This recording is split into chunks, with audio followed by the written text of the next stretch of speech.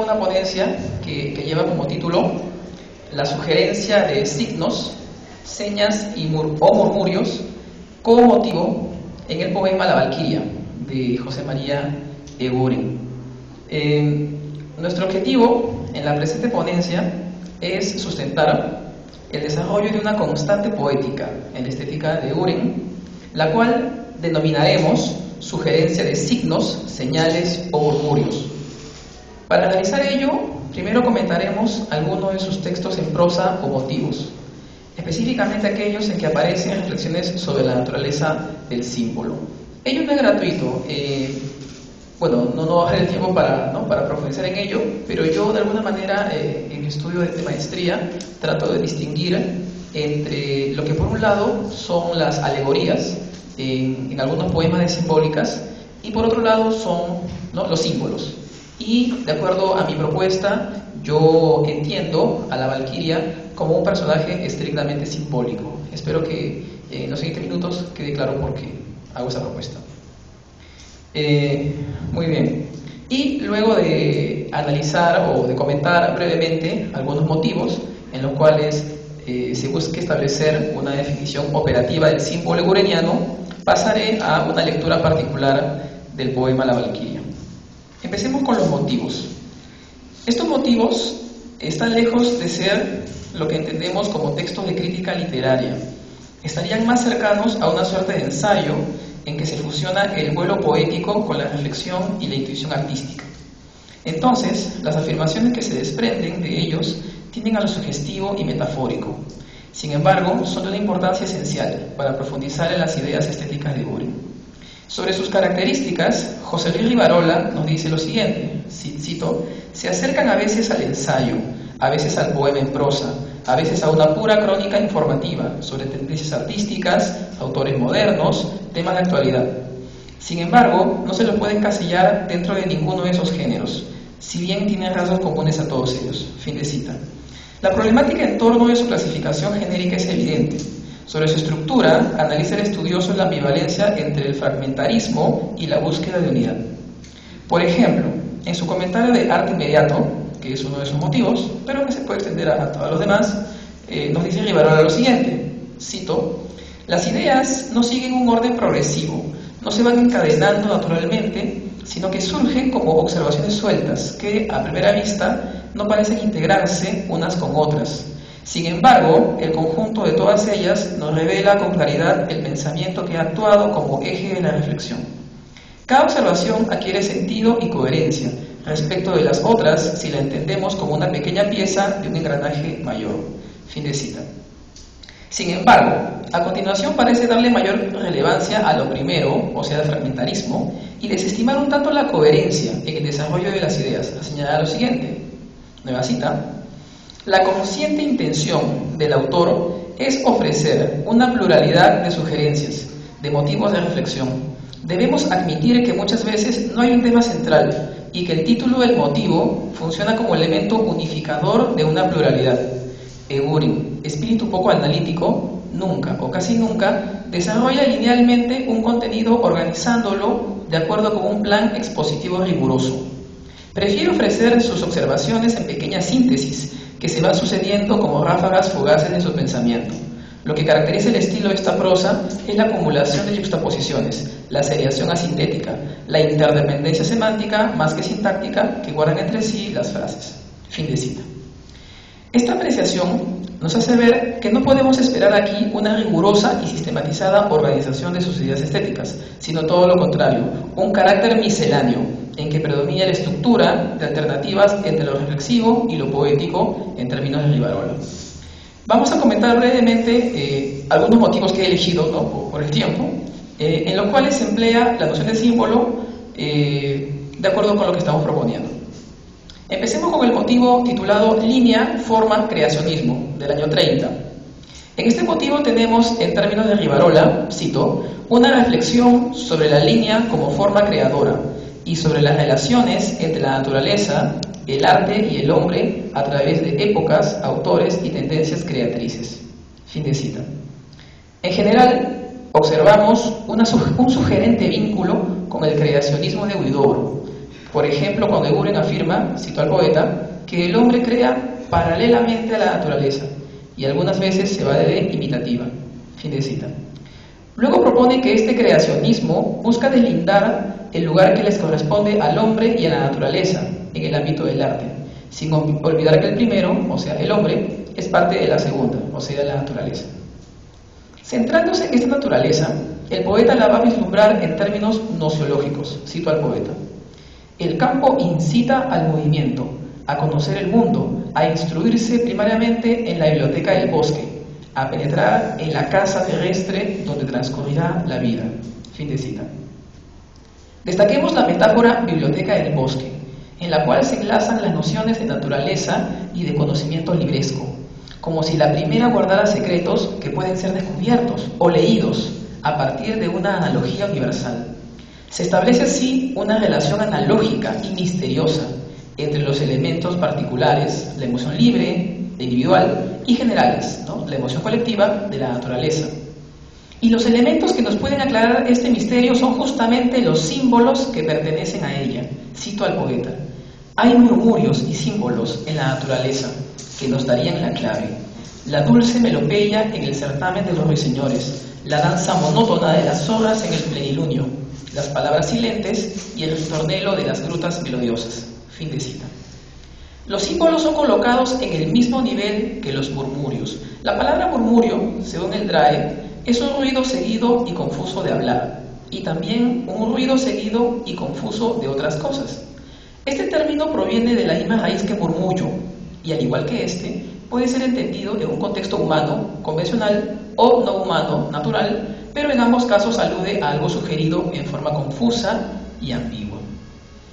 La anterior reflexión nos conduce inexorablemente a mencionar el poema Correspondencias de Baudelaire, en el cual se nos sugiere, recordemos la primera estrofa, la nature est un temple de vivants piliers, laisse parfois sortir de confuses paroles, l'on y passe à travers des forêts de symboles, qui l'observe avec des regards familiers. Este poema, como sabemos, es el texto base para su teoría de las correspondencias. Aquí la naturaleza es un templo, donde vivos pilares dejan salir a veces confusas palabras, las cuales podemos asociar a los murmurios egurenianos en su doble connotación, como en Baudelaire, de sonidos humanos y de la naturaleza. A continuación se nos menciona que el hombre camina a través de estos bosques de símbolos, que se vinculan también a los murmurios del motivo en cuestión. Proponemos cierta asociación entre los bosques de símbolos baudelerianos y los murmurios y o símbolos egurenianos, ambos pertenecientes a la naturaleza creada por él mismo y que, llenos de ambigüedad y confusión, son la clave para desentrañar el misterio subyacente al movimiento de conocer el mundo. Bueno, un segundo motivo, del cual brevemente quiero comentar, ¿no? Algo más, se titula Ideas extensivas, también del año 31. Aquí se desarrolla un aspecto que también se había sugerido en el anterior motivo: el sueño como contexto presígnico anterior al arte. Aquí se emplea incluso la frase nominal sueño de la naturaleza. Veamos cómo lo dice el poeta, ¿no? Cito al poeta. El sueño de la naturaleza es anterior al signo, es movimiento. El movimiento repetido en calor y luz hace la forma y ésta, al afirmarse, crea la vida. El sueño es una segunda causa, una impulsión extensiva, un insinuante, sin llegar a ser un hecho de conciencia integral. Sugiere un simbolismo, pero no contiene símbolos, que son sintéticos, representaciones vividas. Lleno de ideales nébulos, el sueño alcanza las extensiones bellas. Como metafísica de la belleza contiene un mundo informe. Fin de cita. A partir de aquí podemos intuir que el poeta propone dos naturalezas, la inmersa en el sueño y la cristalizada en el arte. La primera es presígnica, también podríamos decir presimbólica, mientras que en la segunda ya se han delineado formas y colores. Por eso en el sueño, cito otra vez al poeta, se ven las formas sin línea, los colores sin color. Las bellezas que pasan velozmente ante nuestra mirada semejan figuras mágicas, videntes como el sueño. Fin de cita. Estas bellezas que pasan ante nosotros sin que podamos reconocerlas, y viene a nuestra mente el famoso poema Rêverie, también de Buren, cobran forma en la obra de arte, aunque no por ello pierde totalmente su grado de oscuridad y hermetismo. En ese sentido entendemos que el sueño sugiere un simbolismo sin símbolos. Las bellezas inefables del sueño aluden a la existencia de un universo pleno, que es la obra de arte, que solo podrá ser parcialmente vislumbrado a través de los elementos sintéticos o representaciones vividas que son los símbolos. Si entendemos el término representación en su sentido etimológico de volver a presentar, podemos definir el símbolo egureniano como la síntesis de una experiencia vivida y o soñada, y en ambos casos inefable. Volvemos a la noción de símbolo como elemento desentrañador del misterio en nuestra experiencia de conocimiento del mundo, esta vez desde la perspectiva romántica del sueño como posibilidad de algo más real que lo que comúnmente entendemos como la realidad. Otro texto en que se plantea directamente este proceso sintético es Paisaje mínimo, otro motivo. Aquí se exalta la estética de la miniatura como una síntesis y en relación con el símbolo dice lo siguiente, ¿no? Nuevamente cita al poeta: en el rumbo del infinito pequeño se perciben puntos avanzados que nos acercan a la belleza. El paisaje mínimo despierta con su finura la imaginación y crea el símbolo. Fin de cita. Este acercamiento a la belleza soñada se logra a través de la síntesis de la experiencia inefable y la configuración del paisaje mínimo. Ello despierta la imaginación y permite la creación del símbolo como iluminador del mundo. Por eso afirma, nuevamente cito al poeta, todo arte es simbólico y que cada avance adquiere nuevos símbolos y cada modernidad nueva luz. Fin de cita. Bueno, por una cuestión de tiempo, ¿no? También había comentado otros motivos, pero me voy a quedar solo en ellos y paso a mencionar lo siguiente, ¿no? A partir del anterior vamos a definir operativamente el símbolo egureniano como la imagen sensorial, visual, auditiva o combinación de sentidos que cumple una doble función aparentemente antitética.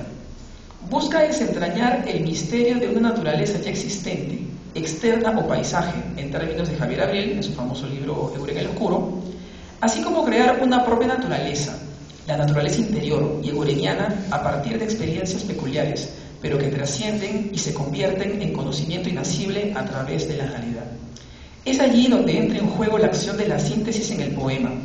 El símbolo ha sintetizado la duda entre imitar y crear, conocer e ignorar, y nos conduce a un mundo poético oscuro y misterioso que ni la propia voz poética puede aclarar.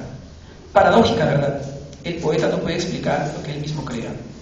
La realidad, tal como la representa el poema, es entonces un bosque misterioso de palabras que ni el poeta ni nosotros podemos asir, solo vislumbrar. Pero sabemos que la realidad está allí, a través de símbolos o conexiones entre materia y espíritu. Incluso el poeta deja ciertas huellas o murmurios cuando en determinados instantes alude a señas, señales o signos, como esperamos ver en el poema La Valquiria, provenientes de esta biblioteca de símbolos particularmente suya. Como si fuera un guiño que nos dice, están allí y ocultan una verdad. La lectura es la lucha de antemano perdida, pero no por eso menos heroica en pos de esa verdad. Bueno, antes de entrar de manera más concreta al comentario de La Valquiria, quiero decir dos cosas.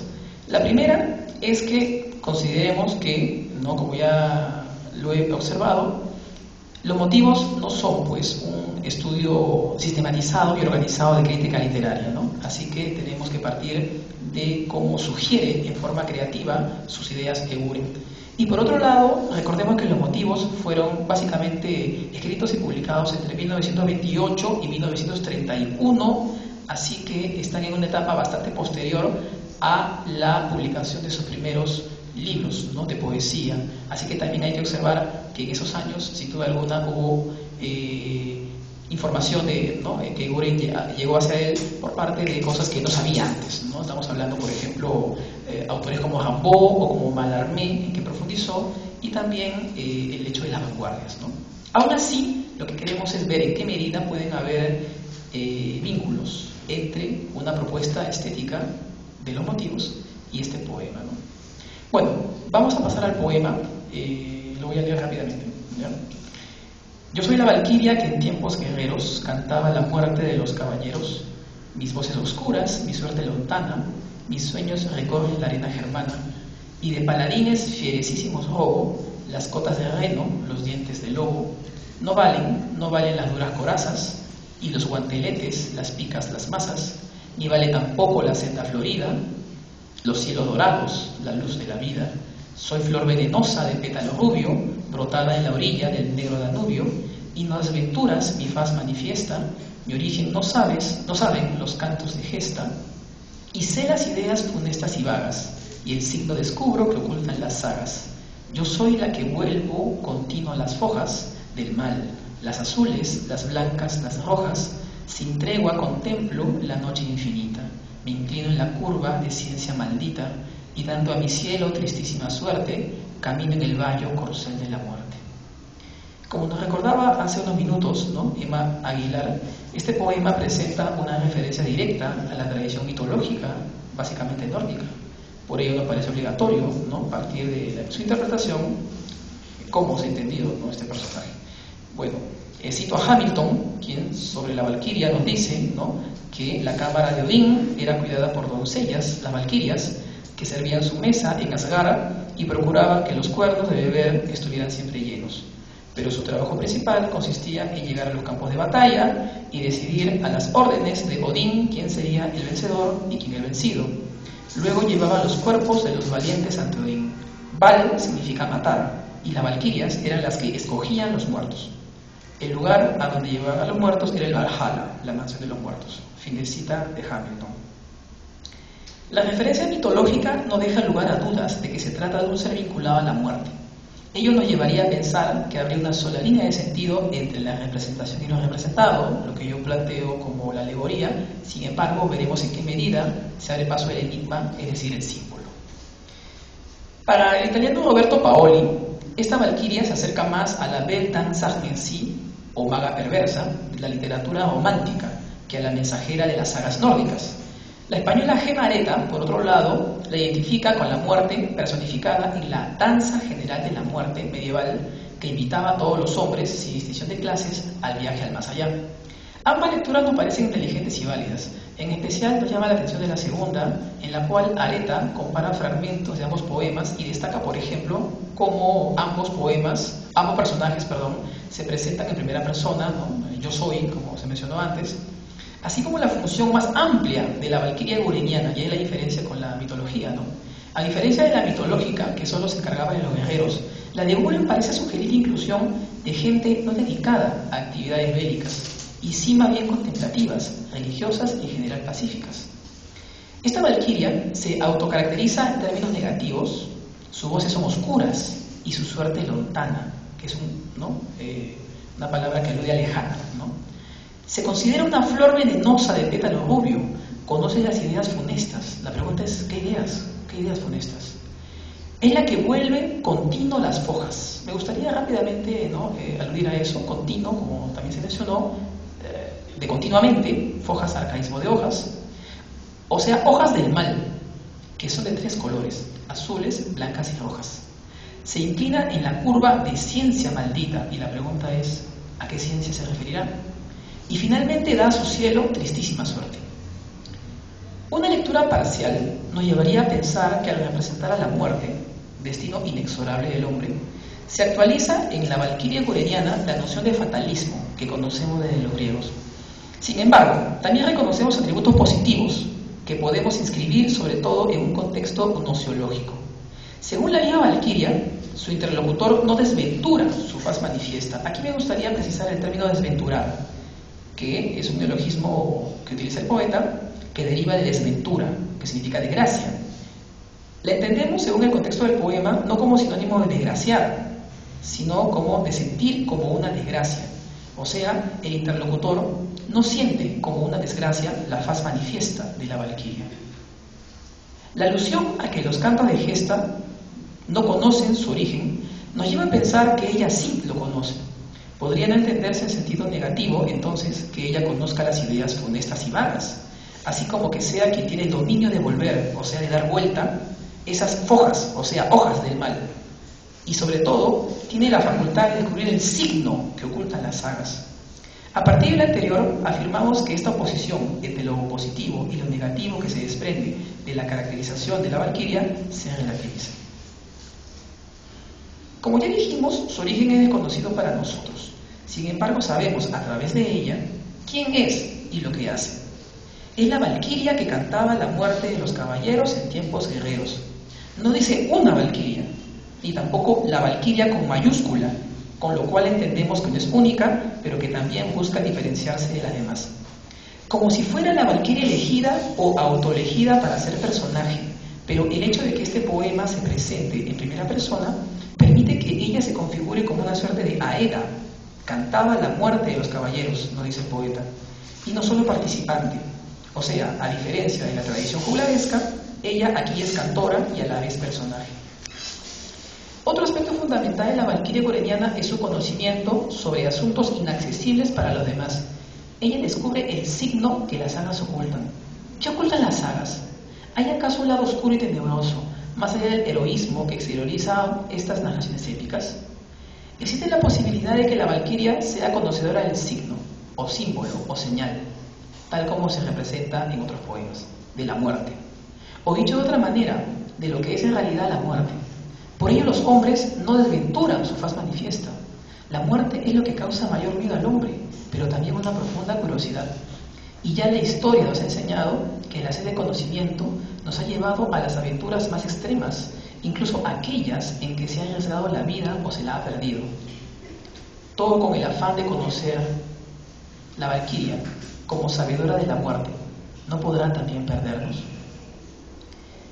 La ciencia maldita que conoce es aparentemente la astrología, puesto que la menciona justo después de afirmar que contempla sin tregua la noche infinita, de lo cual se puede inferir que está leyendo las infinitas constelaciones y astros del cielo. Ello a su vez se puede relacionar con la cualidad de predestinación de la que en apariencia es poseedora. La alusión a las fojas del mal, o sea, a las hojas del mal, nos conducen también al tópico del libro que se lee y del cual se extrae información. Viene a nuestra memoria de la Biblioteca del Bosque, que ya hemos mencionado. Estas hojas además presentan 3 colores, los cuales podrían ser entendidos de varias maneras. Lo azul se puede asociar con el linaje de los guerreros, o también con su edad núbil. No olvidemos que el azul es característico de las jovencitas a las que se alude en muchos poemas de Buren. El blanco con su origen o raza, pues nórdico, ¿no? Y en general occidental, es, ¿no?, el conjunto de personajes burenianos, o también el momento previo a la guerra, ¿no?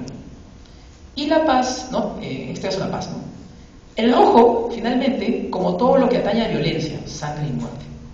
Parece incluso un proceso de lo azul, lo núbil, a lo blanco, la paz, y finalmente lo rojo, de la sangre, violencia y muerte. El libro que lee la valquiria sería así, según nuestra interpretación, ese paso inexorable de la juventud y la belleza a la lucha y la muerte. Ella es la única sabedora de ese secreto, de esas ideas funestas por el desenlace y vagas por la incertidumbre y la oscuridad en que están envueltas. La primera alusión a un tiempo pasado cantaba la muerte, y el predominio de un presente a partir de la segunda estrofa hasta el final nos dicen que este remoto miedo y anhelo de saber se mantiene vigente. En conclusión, consideramos que este poema se asocia con otros como Lic 1, Reverie, Las Señas, en los que a través de un código hecho de signos misteriosos vislumbramos una verdad a la que solo podemos rozar, mas no asir. Esa es la función del símbolo en una poesía como la de Buren, la cual, usando sus mismas palabras, flota siempre hacia lo desconocido. Muchas gracias.